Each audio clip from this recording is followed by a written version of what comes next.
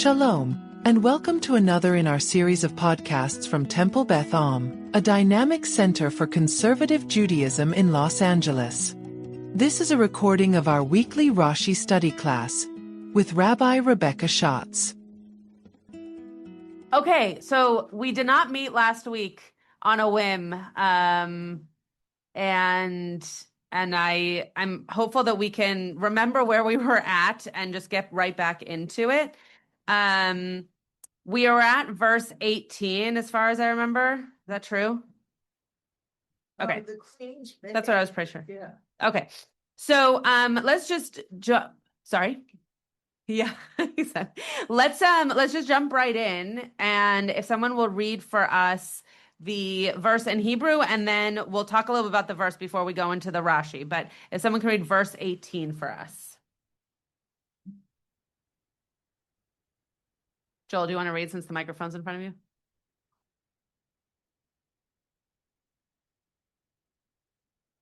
V'hayom hazeh ta'amarna, was it Sirot? I'm not looking at it, sorry. Sarot Paras u'madai asher sham'u et devar hamalka v'chol sarei hamelech uchdei bizayon v'ketza. To this day, the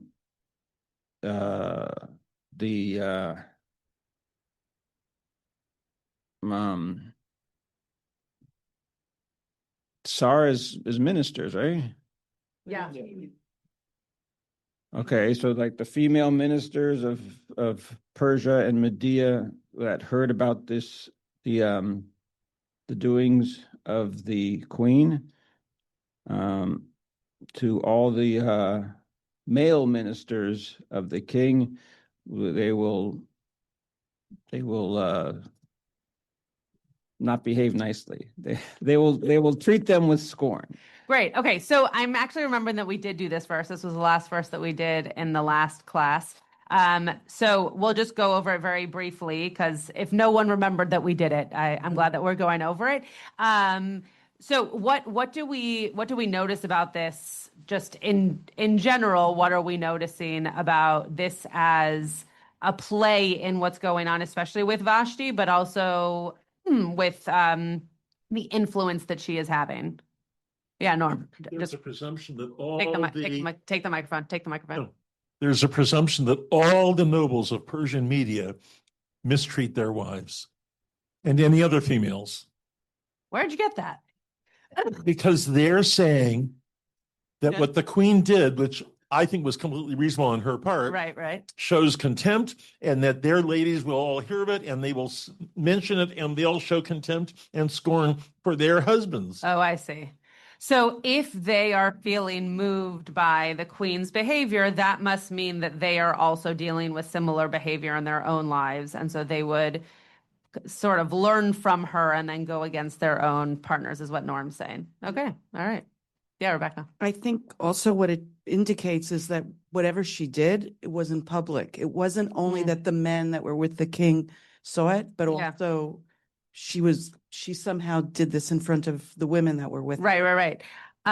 So, which is an interesting point. Sorry, I just realized that I'm not sharing my screen, which I'll do in a second. Which is an interesting point, especially because of what we spoke about last time in terms of her not just being a private person, but also being a public person, right? And so, to Rebecca, to your point, the fact that it seems as though this wasn't necessarily a public act until it was, means that she might have had more privacy than we think she had in terms of who she was and what she was able to do, and who she was able to influence, right? That there was some privacy to that. It wasn't all in everybody's face. Okay, Rick, you have your hand up.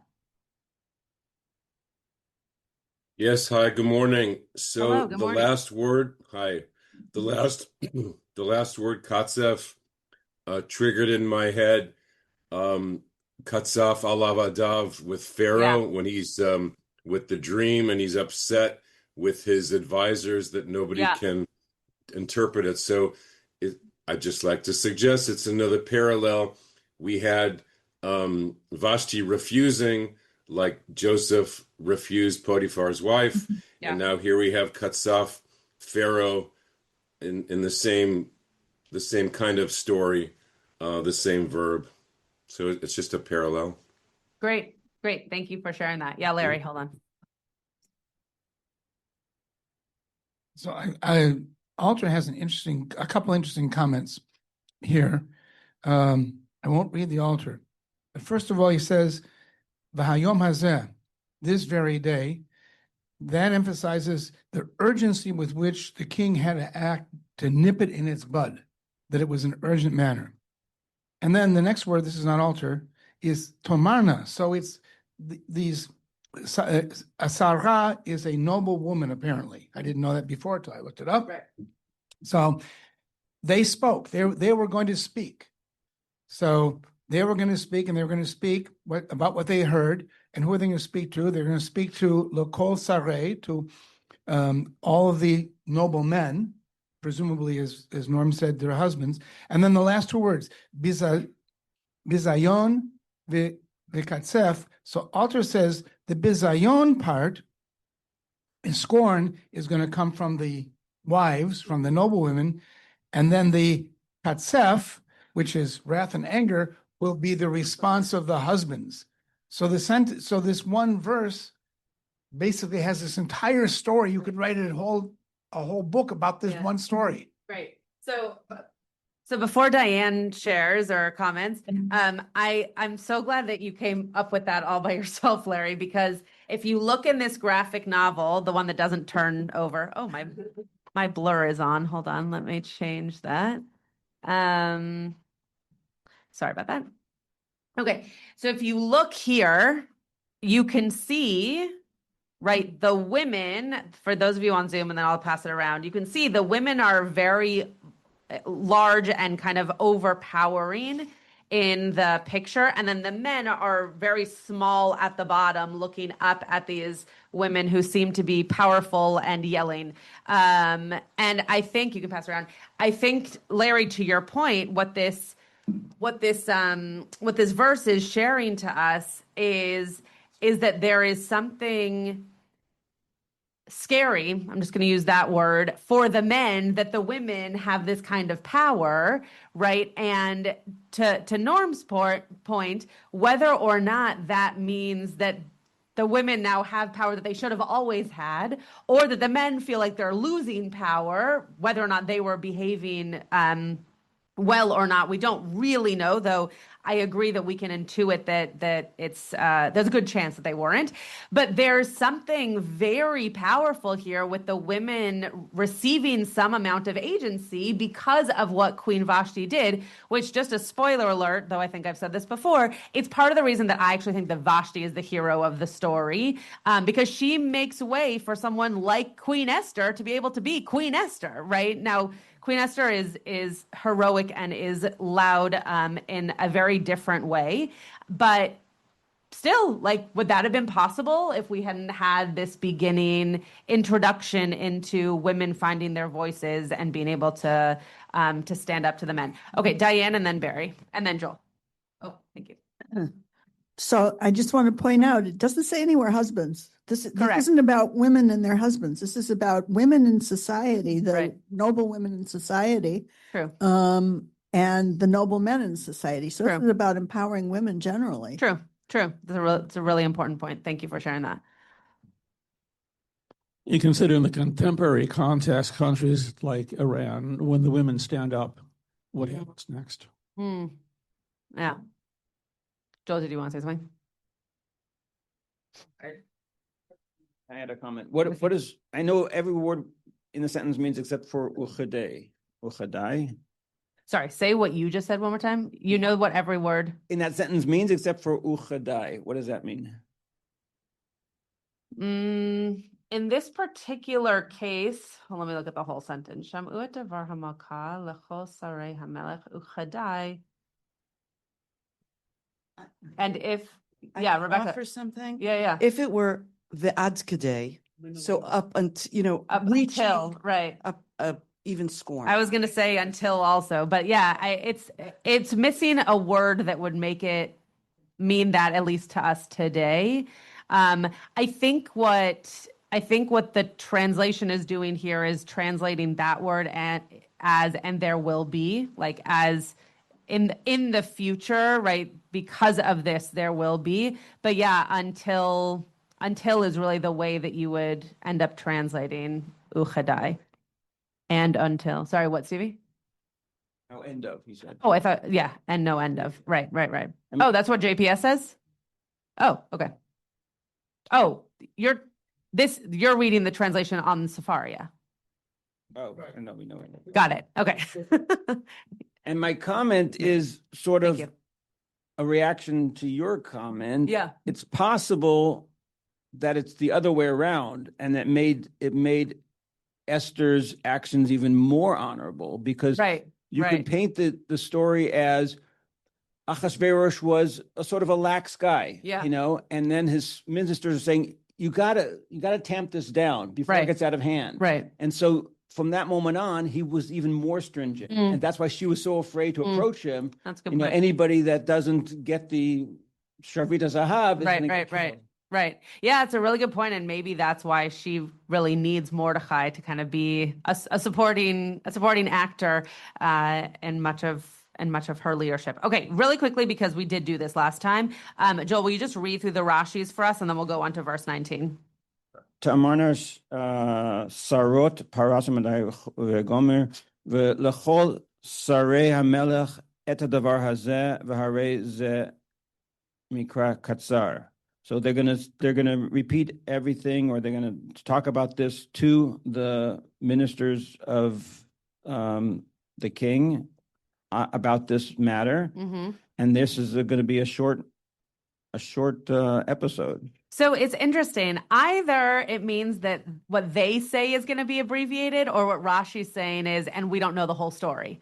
Right, that actually what we have in the Megillah is abbreviated. Right, it's unclear from the Rashi whether or not what abbreviated here means is that he's commenting on the actual verse, or what would have been said in the story. Yeah, Marshall.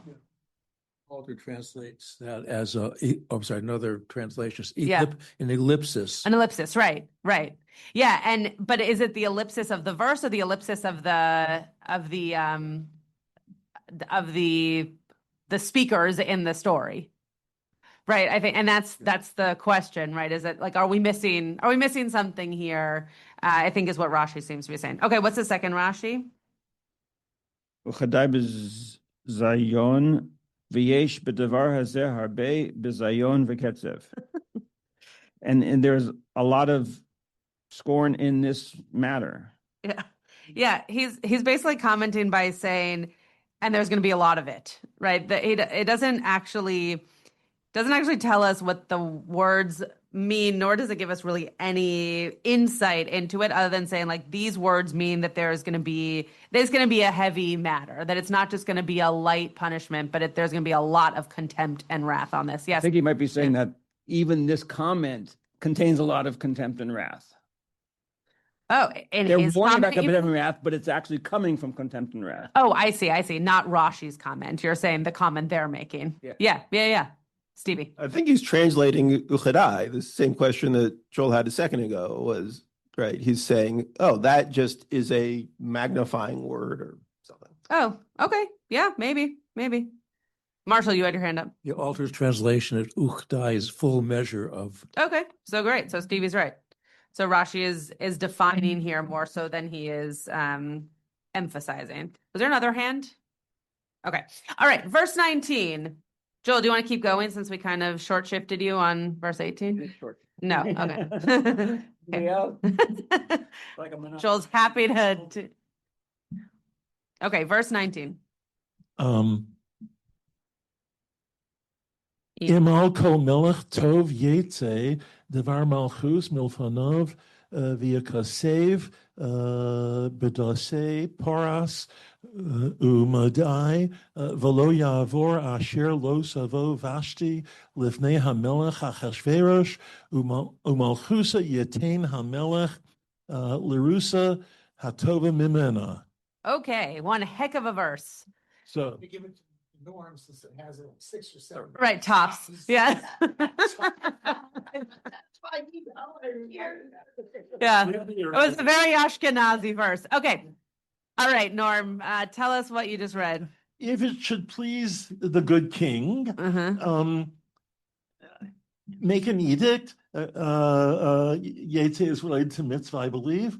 In the word of the king, before everybody, and in writing, in the laws or judgments of Persia and Media.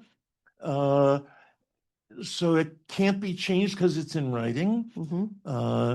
That Vashti will no longer come before the king Ahasuerus, and her royal position will be given to somebody who is more good, who is better.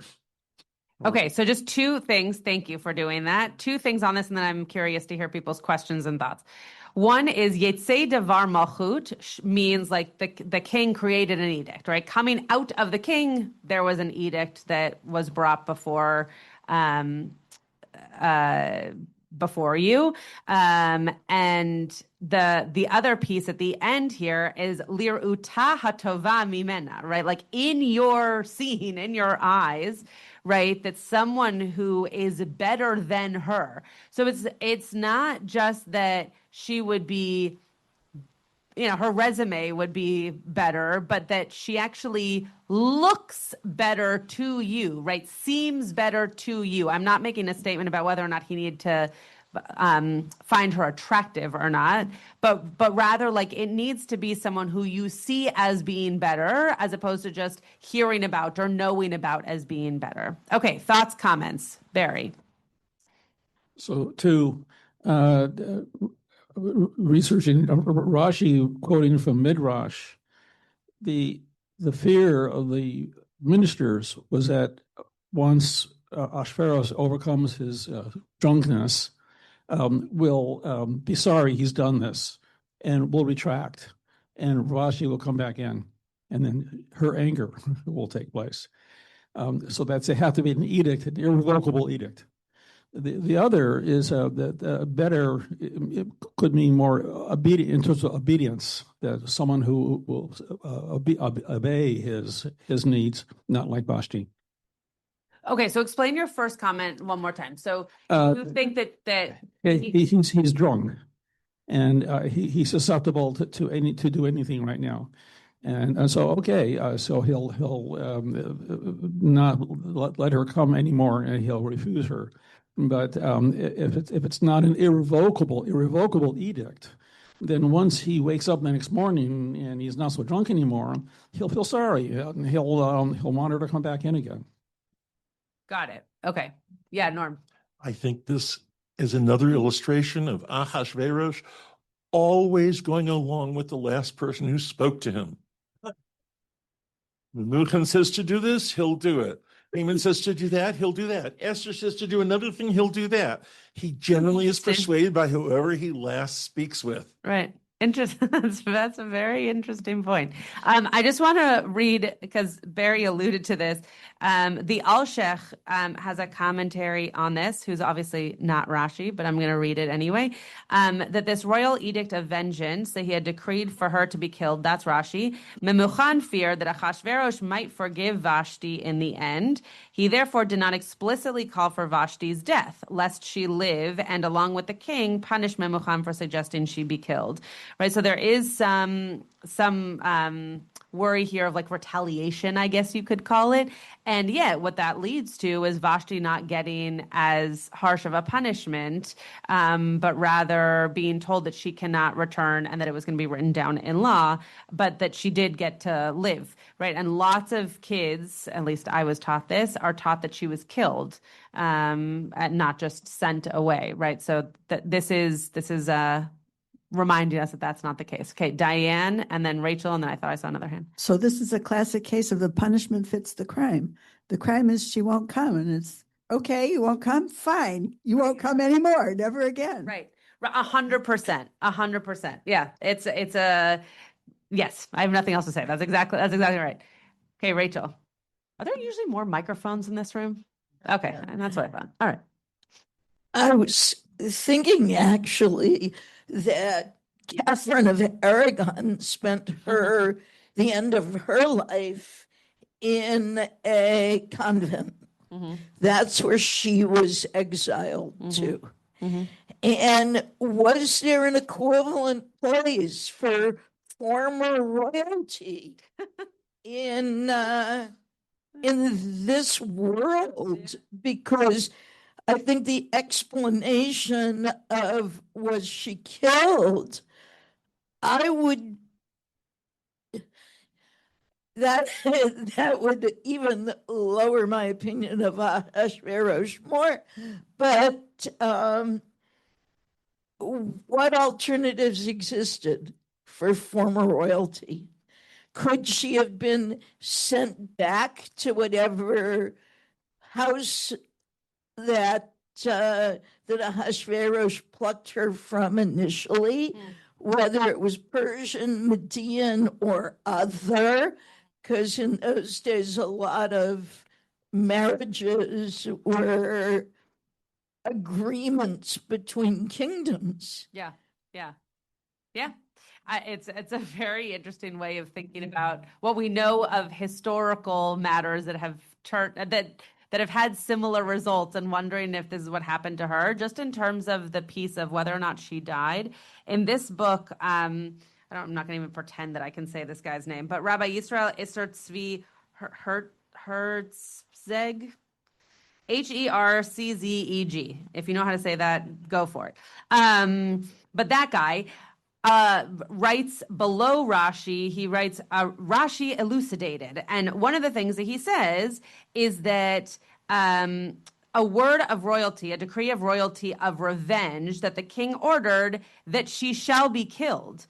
So what he's understanding from this, again, similar to what I think lots of people have imagined it means for her to be sent away. And Rachel, to your point, it doesn't have to mean that, right? Is that what it meant was that if there was a decree and that we were, quote, sending her away, right? Like when dogs go to a farm, right? Like, does that mean that we're actually just killing her, right? And that seems to be what this rabbi, whose last name I can't say, but who's a modern guy, seems to also understand Rashi to be saying, which we'll get to in just a second, right? That Rashi seems to be understanding that this decree means to execute her, and that this modern day rabbi is saying that that's because that's what royal decrees, quote, of revenge always meant, whether they were written down or not. That's what it meant to send someone away with a royal decree.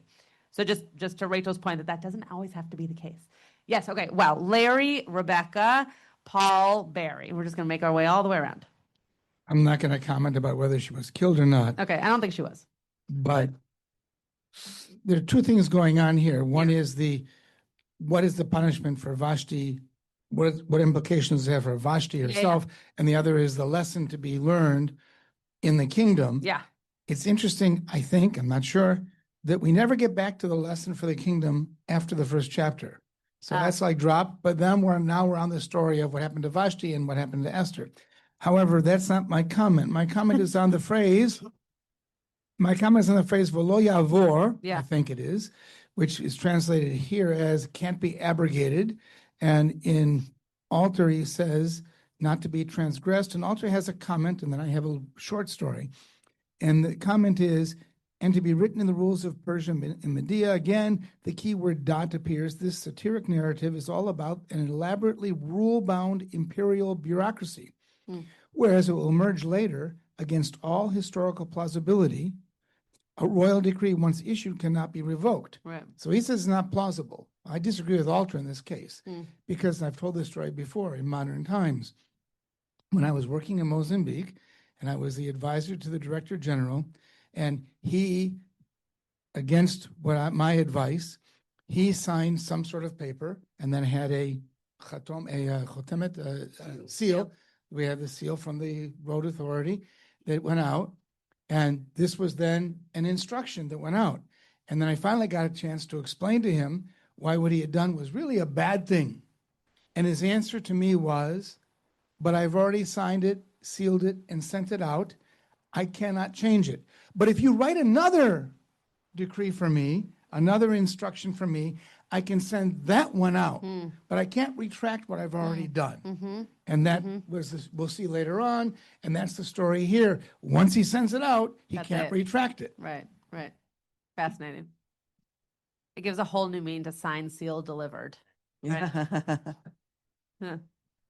I did want to go back to her yes being killed or not. Yeah. That's how I learned it as well. Yeah. But actually looking carefully at this sentence, I kind of feel like it opens up a completely different view, which is we know that he had a harem, and basically he said, I'm not going to call you again, and someone else from your group is going to take on your role, right? And you're just going to go back to being one of the girls. Interesting that she actually stayed, but she just wasn't in her role. Yeah. Rick seems to agree with you. He was nodding along. That's a really interesting point. Yeah, Stevie. I don't know where this came from, but presumably it's in Midrash somewhere. But maybe it's just my creative. No.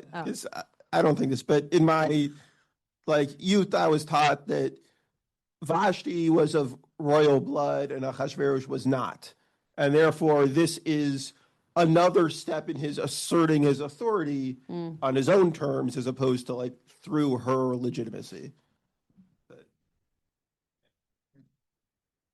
Right. Yeah, Paul. This is the first I've heard of the idea of Vashti being killed, and the reason I mention this is that I first heard the story many years before some of you did. So I'm just wondering if in the popular mind, if that's a modern invention. I don't think so. I think that honestly, and this is a whole other class for a whole other time. I think that the way that Tanakh, I'll lump it all together, is often taught to kids is with Midrash inserted into it because it gives explanation for pockets of Torah that we don't understand the answers to. And so my guess, Stevie and I are close enough in age that he can weigh in for our generation, that, I think that the way that we were taught, again, Tanakh, the story of Abraham with the idols, for the longest time we thought was in the Torah. Not in the Torah. It's a midrash, but it's a midrash to understand what the reasoning was behind Abraham's actions in that particular part of the story, right? So here too, the Rashi that we're going to read in just a second does suggest that maybe she was killed, and my guess is that the way that it was taught to me, though I could not tell you what age nor who right taught this to me, but the way that I remember it was that we were taught that she was not only sent away, but that the king Ahasuerus killed her because of what she did. And remember that when you're a kid and you're learning a story, there do need to be beginnings, middles, and ends to be able to then move on to the next part of the story. Again, a whole other probably lecture for another time, but whether or not that's good education and pedagogy, I'm not so sure. I think it's how history gets retold in ways that could get us in trouble and those kinds of things. But we do it also with Torah. So I don't know when that started. I don't know if it was, my Hebrew teacher, but my guess is that it's just a way of teaching kids Tanakh that makes it easier to understand. That's just a guess, but okay, Barry, and then we can go back to Stevie. So two things going along with Stevie, your comment that Rashi from Midrash says that what Vashti was telling Ahasuerus is, you're just a newcomer. You married into this Babylonian family. You're a nobody. My father was the big shot. And you can't even drink. My father could drink. He wouldn't get drunk like you do, which leads further into Ahasuerus' character, which we'll see soon on Rashi's interpretation on the need for this edict that goes out. What's the edict telling everybody? They already know, and men already know that they're the rulers in their households. So that because of this marital spat, this edict is going out to tell all men what they already know. So Ahasuerus becomes like a fool, and in the Terror Kingdom, which is a lead in to later in the story when the edict goes out to kill all the Jews. It's not taken seriously immediately. Stevie, did you want to add something? Just that it seems plausible to me that the king could issue an ambiguous decree and then simply, I don't want to see you again. And then the people under him, in order to, make certain that happens, take it a step further. Meaning that they would they kill her, but he didn't order that. He didn't order them to kill her. Got it. Just, yeah. Got it. Right. That there's a chance that it wasn't his order, but that it still happened by the people around him. Yeah. Okay. Good point. Okay. I don't remember who was reading. Oh, Norm. Take us Ashkenazically through the next Rashi, or the first Rashi. I would note that Rashi, who did not read Rashi script, was himself Ashkenazi. Good point. Gezeras Malchus shel Nakama Shetziva Laharga, a royal decree of revenge, or that he commanded to execute her, is how Rashi sees the royal edict. Exactly. Devar Malchus. Right. So that's right. So that's what I was alluding to. Exactly. So that's what I was alluding to with the answer to Paul, which is that this is a Rashi that was brought in, right, to explain out a story, right? Okay, I think we've talked about this enough, so let's go to the next Rashi. I think it's also because Rashi reads this as having been in the past tense. She never appeared before him again, and the explanation for that is that she was killed. Around. Yeah. It's very easy to be around and not dead, though. I just want to point that out. Like, yes. there are ways in which someone could not, but no, I mean, not just common sense. I'm thinking of all of the various novels I've read of activity in a harem, right. And that she could have literally kind of melted into this dormitory of several hundred women, all with eunuchs to care for them. Totally. And really not been seen again by him. Right. That would not be so difficult. Well, and people were also, quote, disappeared all the time, right? And that didn't always mean that people were killed, but it meant that they were told to go somewhere else. In our own Torah, there are ways in which, if you understand the cities of refuge, right, the Arei Miklat in a certain way, you're told to go somewhere, Davka, so you don't get killed, but you're told to go somewhere to be invisible and away so that you don't have to deal with your, the punishments of your behaviors.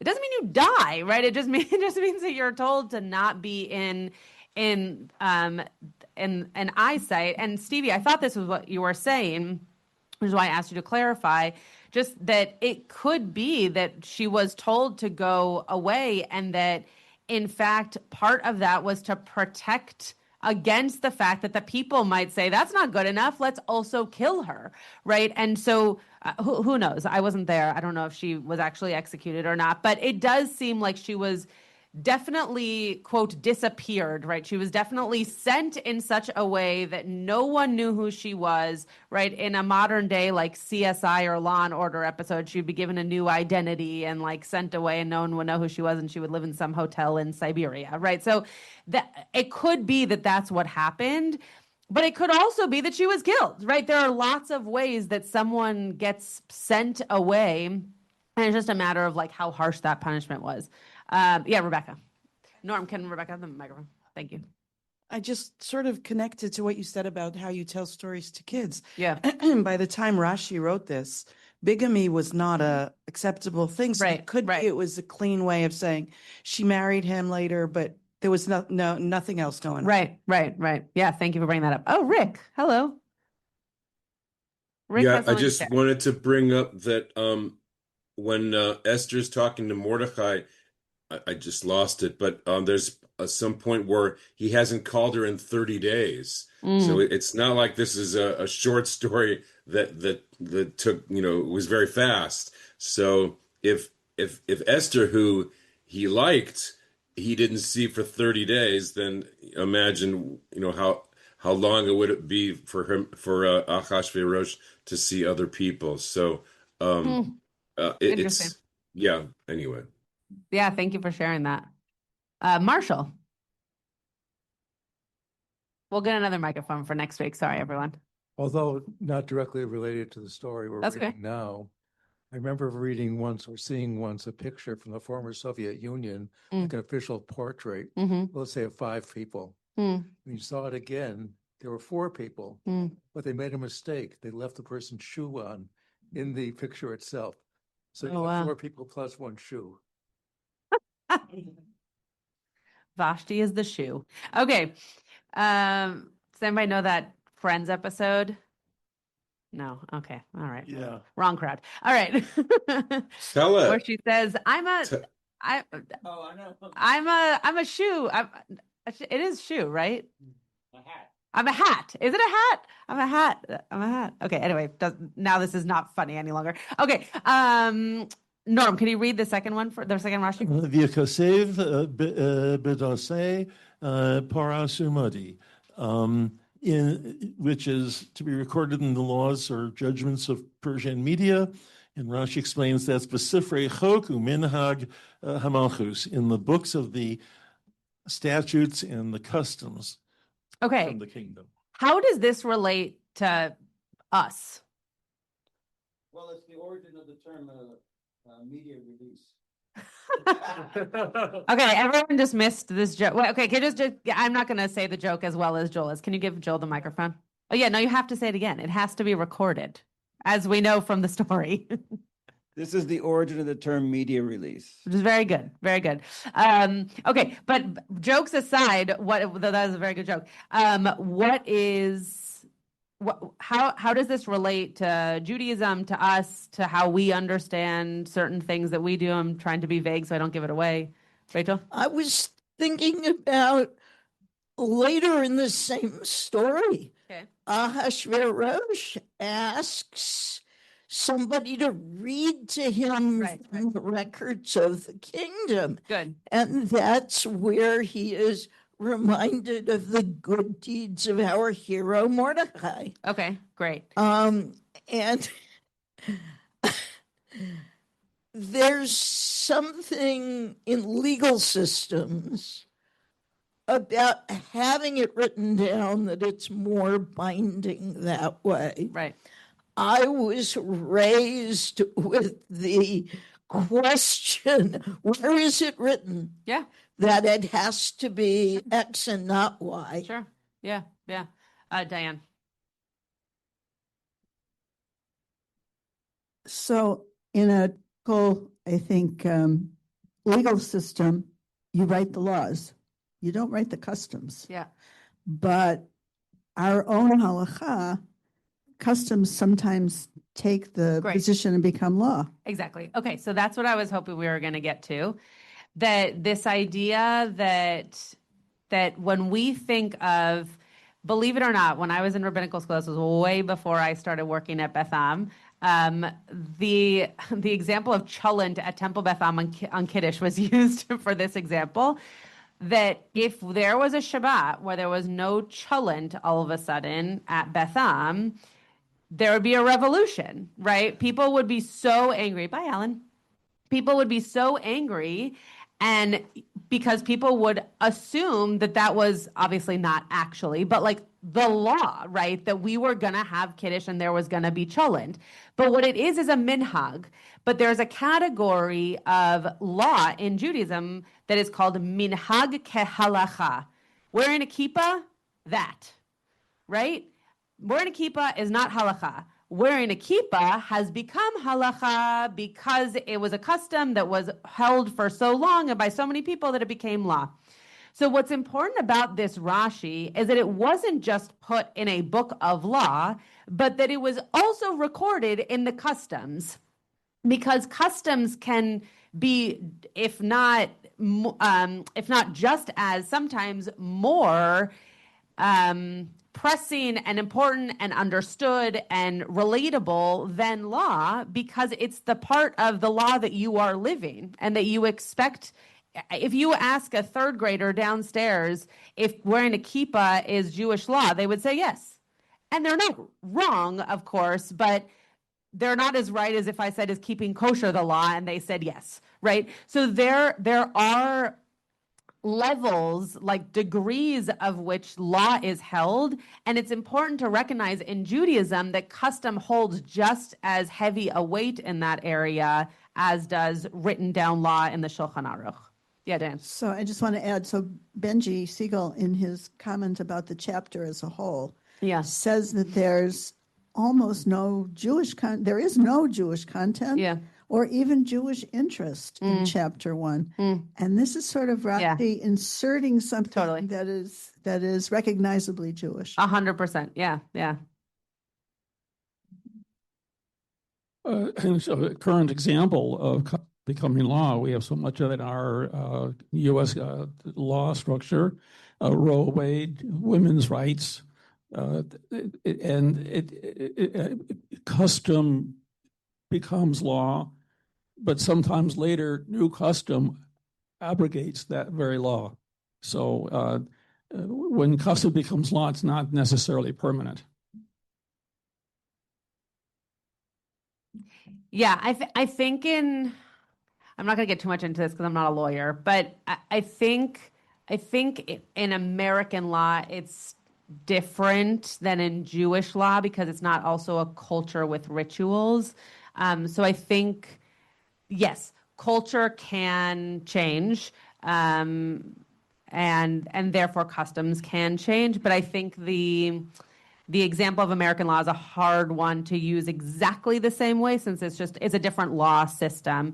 But a point well taken. Rick, sorry, It's okay.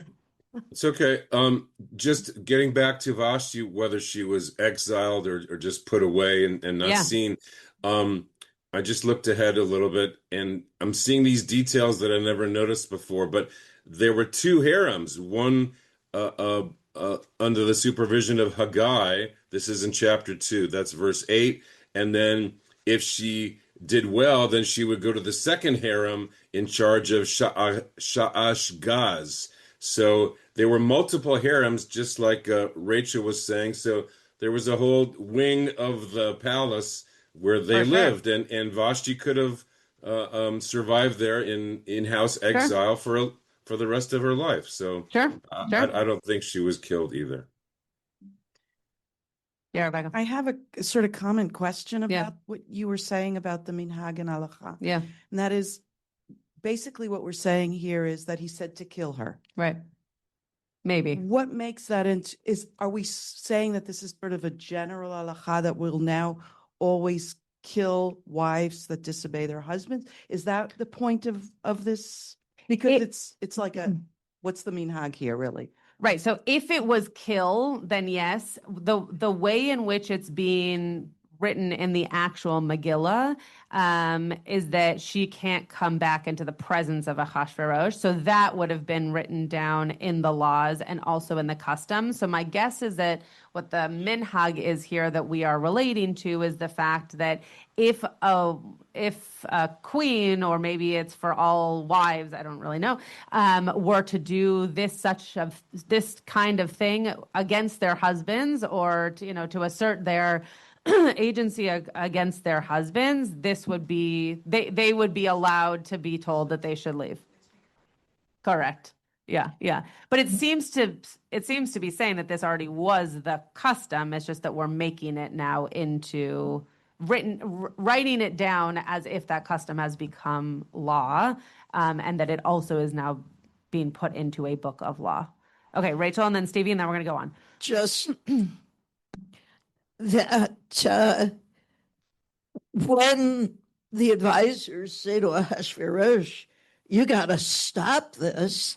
It's like, we don't want our wives talking back to us. You have to set this example, right? Which makes me think, first of all, the men were their hold on power was very tenuous in their own homes, and that they were easily threatened.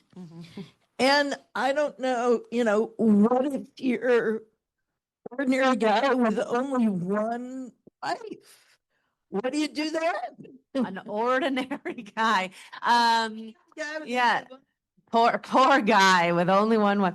Yeah, I think right. It could be any of those scenarios. And I also think that what's important for us to remember is that, because we talked a little bit about this a few weeks ago, is that sure, the Sarim may have been nervous, right? But ultimately what they're recognizing is that this is possible, right? Not that their wives are necessarily going to do it, but that they had never seen a woman do it before. And so now it's like their eyes are being open to, oh my gosh, women also can do this, right? Which sounds dumb, even saying it aloud. But I think to your point, Rachel, like that is a concern. And also I think there's this, whether or not they had power, I think there's just this worry that things are shifting, and change is hard for everybody. So I think that's an issue. Okay, Stevie, and then we're really going to go on. So I think you're actually all, with respect, missing the sort of solve here. That there's this manufactured fear about the women. If they hear about what Vashti's doing, they're going to be disrespectful to us, but the solution isn't like, oh, we're going to set a precedent that like women will get punished if they act out. What it is the rumor that's going to spread about what happened here today is going to be a different narrative. Instead of the narrative of Vashti stood up to her husband, the narrative is going to be, the king ordered Vashti removed, and that's why she didn't appear, right? So they're never going to hear the version of the story that Vashti took any initiative at all. Right. The version of the story that people are going to hear is that Vashti was removed from the royal palace. And that's a bad thing? Well, it means that no one's ever going to get the message that women can stand up for themselves. Right. Even if Vashti's punished, people might get that message. But the point is, they're never going to get that message because we're changing. I didn't break up with you, or you didn't break up with me. I'm breaking up with you. Got it. I see what you're saying. So to change the narrative. Yeah. So that endearing the narrative by, like the reason Vashti didn't appear is because she wasn't allowed to appear, not because she refused to appear. Got it. Okay, let's do the last two Rashis here. V'lo ya'avor. To not be revocable. This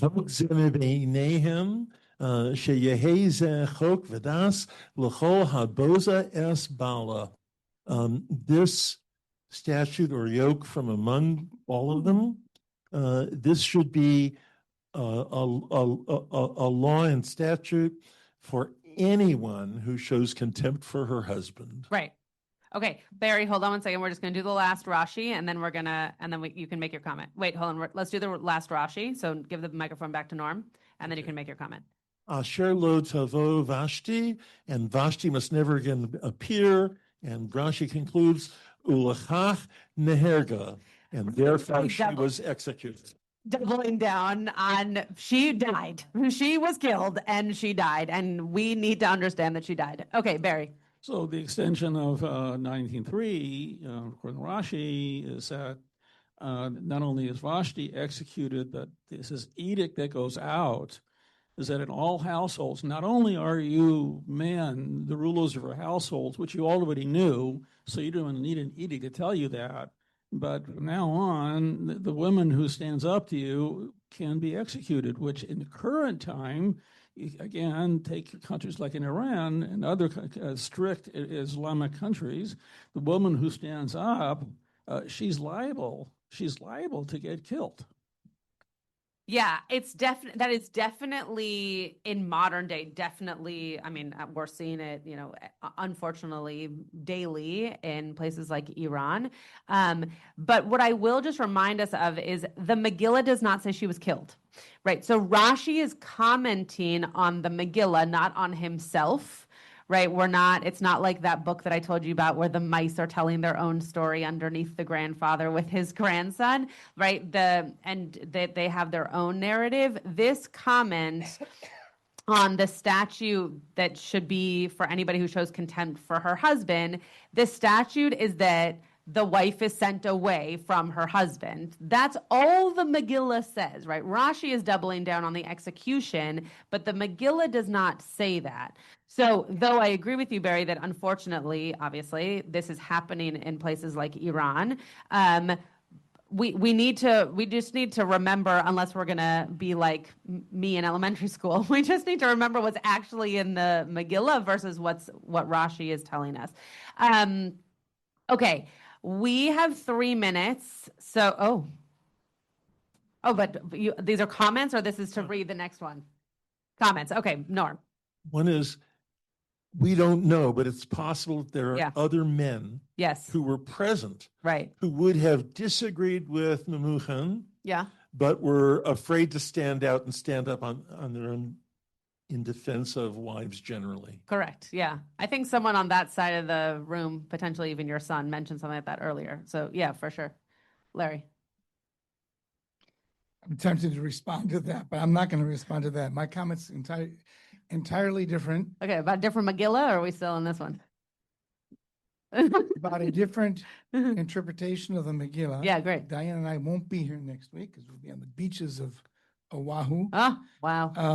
You're not going to even zoom in and show us the beaches of Oahu? Since it's a 3-hour time, since it'll be early enough in the morning, maybe. Yeah. Ooh, okay. I just wanted to make a comment about this amazing thing. Mm-hmm. There are, if you look at the panels and you look carefully, and I mean really, really carefully, there's a story going on here, a commentary, which I sometimes understand and sometimes don't understand at all. Right. Memucan is a really important character in here. Yeah. If you look on page 21, he's in the top panels telling us, he's like leading this. And then turn the page to page 23. Memucan, that's him in the lower right-hand corner, the last verse of the chapter. Yeah. He's putting almost like a crown on his head or something. He's accomplished what he wants to accomplish. Right. At some point, and I'm not trying to put you on the spot, look at the second panel down on the left, where Vashti is thinking something. And I think that's supposed to be Achashverosh there. The people don't know what we're talking about. I'm sorry. Maybe we can make a copy of this and show it next. You can show it next week. Sure. I don't have a clue what she's doing. Achashverosh is cleaning up horse shit. Yep. And he's penetrated by knives and arrows. Yep. All I'm saying, this book is worth not just reading the text, but carefully examining each panel. There's just an unbelievable story going on. Yeah, it is pretty. Here, I'll make it bigger for everybody to see. See the thing on the top left? Sorry, see the thing in the top left? Right there. The next 2 verses. I'm not sure that I'm holding it so well, but yeah, you can have this mic. Vashti's being hauled away, but she's thinking, and what she's thinking is that there's a horse and there's horse shit, and then the king, the king is being killed. And it's not clear what's going on there. Right. So it seems, I know you said you're not going to put me on the spot, but I'm happy to respond and think about it more and share more next time. But it seems like what is being implied in the photo and the illustration, at least, is the fact that the reason that she is being taken away is that they are scared that she would demean him and try to have him killed, and so she needs to be killed or taken away or disappeared, as I'm going to just continue using that word, right? But what the illustrator is clearly trying to lead us to understand is that the reason for that was not just because of her actions, but because of her thoughts of what she could do to him in the future. Seems to be my interpretation. Yes, Joel. And then we'll... It reminds me of the story of Shmot when they say, lest they rise up against us. Right. Yes, exactly. It's preventative, right? Okay. Thank you. Sorry, I was a few minutes late, but thank you for staying with me a few minutes after. Next week we will do verse 20, and I'm happy to think about how we can continue this into the future and work on the logistics of that. Okay. See y'all later. Have a great day. You've been listening to another in our series of podcasts from Temple Beth Am, a dynamic center for conservative Judaism in Los Angeles. If you enjoy these podcasts, we invite you to write a review on the Apple Podcast website or wherever you get your podcasts. For more information on Temple Beth Am, Los Angeles, please visit www.tbala.org.